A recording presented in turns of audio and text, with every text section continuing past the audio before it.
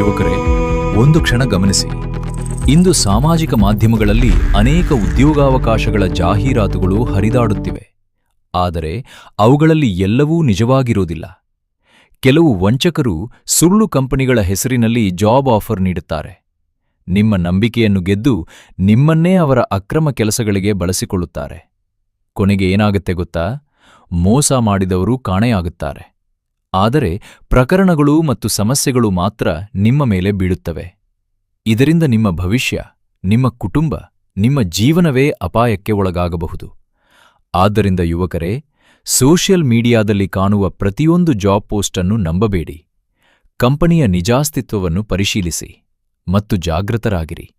ಯುವಜನತೆಯ ರಕ್ಷಣೆ ನಮ್ಮೆಲ್ಲರ ಜವಾಬ್ದಾರಿ. ಜಾಗೃತ ಯುವಕರು, ಸುರಕ್ಷಿತ ಭವಿಷ್ಯ. ಎಲ್ಲವನ್ನೂ ಕಳ್ಕೊಂಡೆವು. ದಯವಿಟ್ಟು ನಮಗೆ ಸಹಾಯ ಮಾಡಿ.